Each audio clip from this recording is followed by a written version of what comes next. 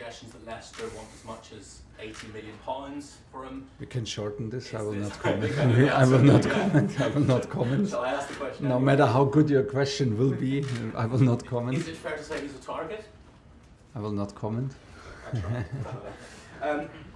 If you weren't to bring in another defender over the next few weeks, do you think you're short in that department? Do you think you need defensive reinforcement?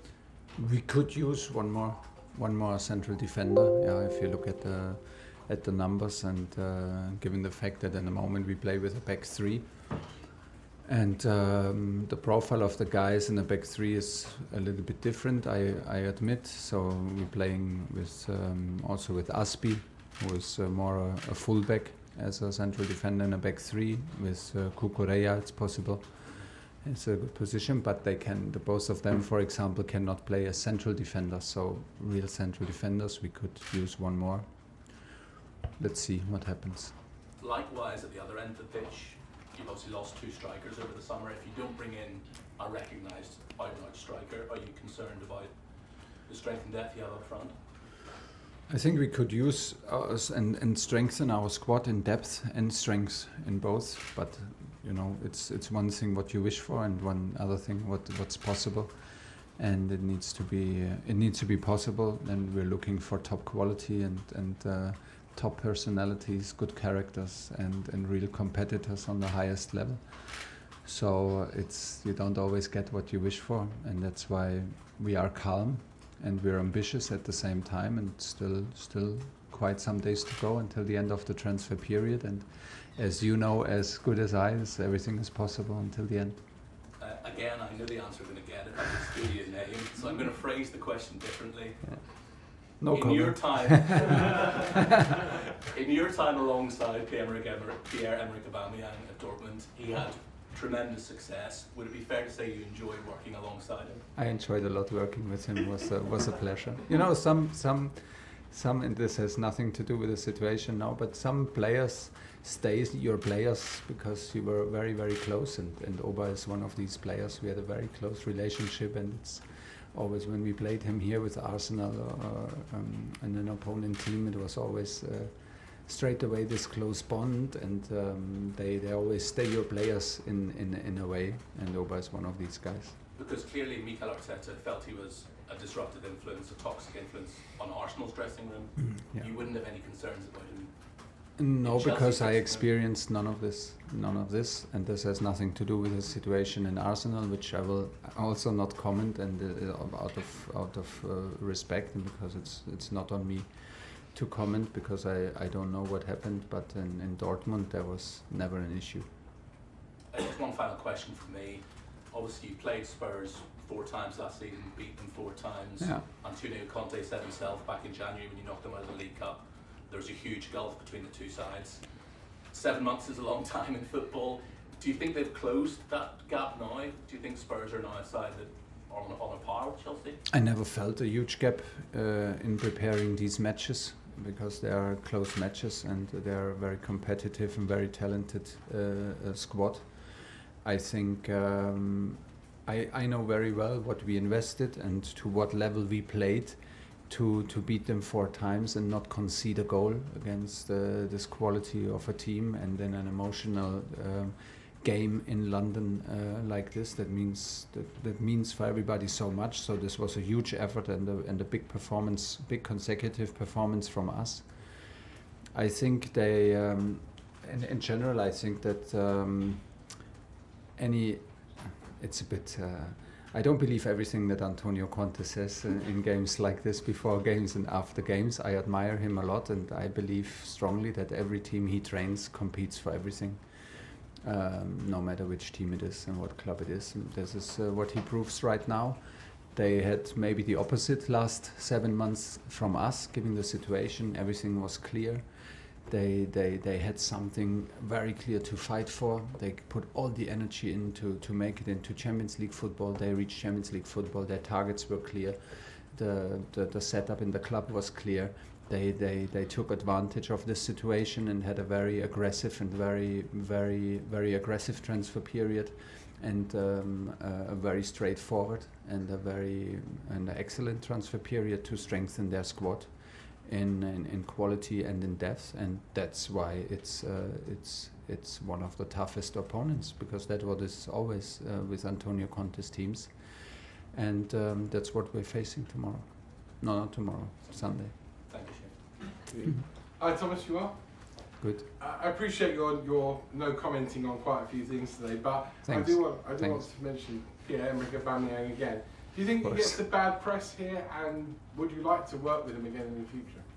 I don't follow the press about Pierre Aubameyang, about Oba, because I don't be offended. I don't follow the press so much, and I don't know if he has a bad press or good press, and I cannot care less. It's not important. Would you like to work with him again in the future? It's a nice try, but we don't talk any further. I was very polite to talk about my time in Dortmund, but we don't talk about the future with players who are not here. The future is in the next training, that is tomorrow morning, with all the players who are here in the dressing room. This is where the energy goes. So he's not coming today, then, obviously. Can I ask you about what it's going to be like playing in this heat on Sunday? I mean, this is quite demanding. I mean, it was quite demanding today. It was a huge difference from yesterday to today in terms of the heat, and it will increase until tomorrow. We adapted our training session times to early mornings. And yeah, in a stadium it can feel even worse. So tomorrow at 4:30 this will be quite challenging. I don't know if there's already agreed. There will be maybe and hopefully a pause for drinking. And yeah, we have some patterns implemented already to cool the body temperature down to make it to improve the situation as much as possible, but it will be draining for sure. It's a good job we've got 5 subs then. Yeah, absolutely, but it will be draining for everybody. I think it will be very hot and very demanding physically tomorrow. Just one last one on Spurs and Antonio Conte. You've already spoken in glowing terms about your admiration for Antonio Conte, but you obviously kept Son and Kane fairly quiet last season. What is the secret?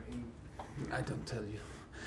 No, I don't tell you, because I think we have to be very disciplined in certain regions of the game, and there's a huge. They stepped a level up in their game. They have they play in the same structure so far, but they have a pattern in their offensive pressing, and they have a pattern in their defensive attitude to defend, and this changes a lot. So it's very important that we are good on the ball. It's very important that we are the dominant team. Hopefully put the game into the opponent's half, and from there we need to control the counter-attacks before everybody else sees the counter-attack. So hopefully we don't talk too much about counter-attacking, because they are one of the very best teams maybe in the world in counter-attacks in these movements.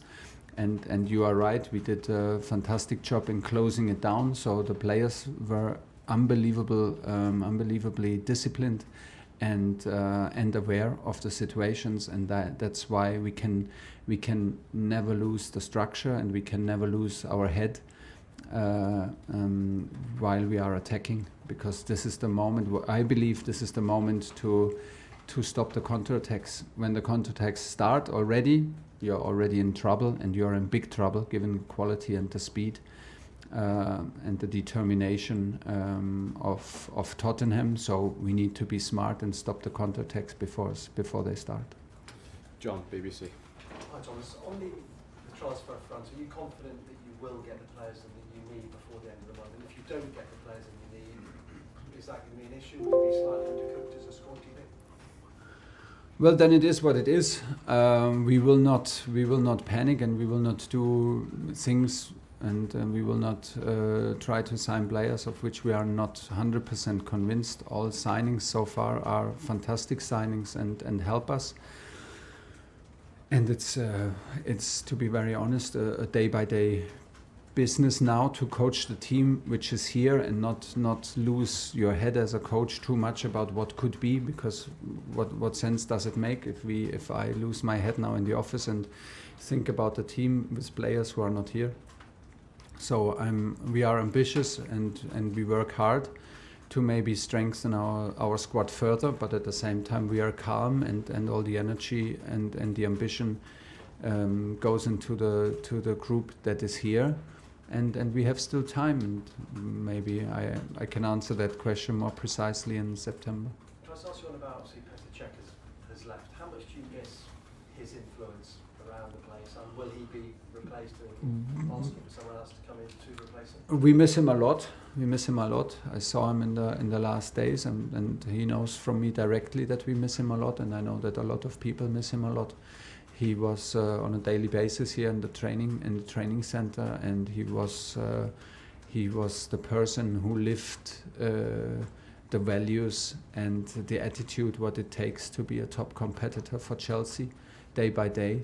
It was very impressive and was a huge help for me, an enormous support that I never experienced before in this kind of honesty, which is maybe his key quality in all his effort, that he's humble and super honest. So it was a fantastic relationship, but we have to respect his decision and need to maybe now, we need to sort things out. We need to, like I said before, like everything is new, the line of communication is new, the level of everybody needs to step up now in the stuff, not only me, in responsibility, where we had Petr before, and from there we go. Okay, we're going to move on to Roger. Can we keep it to one question each now, just to get round here? Okay, can I ask you then about Raheem Sterling, who spoke at length yesterday, and one of the answers he gave in terms of where he prefers to play, he said he likes to play, he's always preferred to play from the wings. You played him centrally. Is that where you see his future, or is that until perhaps you do get someone else in, or have you spoken to him about his preferences and where you see him playing? I think he should play in the last line, or in between the defensive lines, to drive towards the last line or run through the last line. And he was very, very good in training in this free role as a number 9 and dropping into half spaces. But it's such a lot of quality that there are many spaces to use for him. He can play, of course, from the wing. He comes from the wing and is used to play there. He was very dangerous and had an offside goal and a big chance now from the number 9 position, which was a bit a more free role for him to play, and I liked it a lot. And things are not finished. I mean, he came late into our pre-season, and things are not finished. But one thing is clear: the kind of impact he has physically, mentally, and in terms of quality is huge, no matter from where he plays. One from Adam, then one from Martin to finish.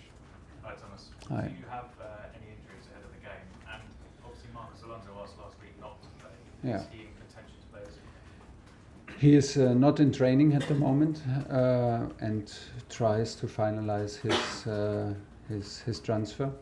So he will not be available for tomorrow's game. And it's the same for Kova, who is injured, unfortunately, has issues with his knee and always a little bit of a reaction. So we decided to take a step back and increase treatment time and reduce the stress that comes from training to have no more reaction before we start again. And this is whom we miss on Sunday. Everybody else is available. Martin, finish off. Hi Thomas, just a quick one on the subject of heat. You talked about changing the training regime and the times of training. Yeah. Could it be a factor in your team selection, because you have so much data on players, you'll know who's better in heat? You played in hot countries pre-season.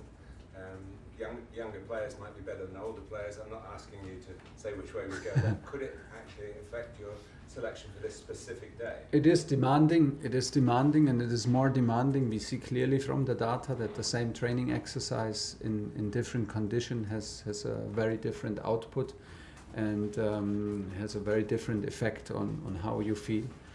And it is maybe also a matter of how much you want it and how much you accept it, because it will feel at times maybe very, very difficult and very draining.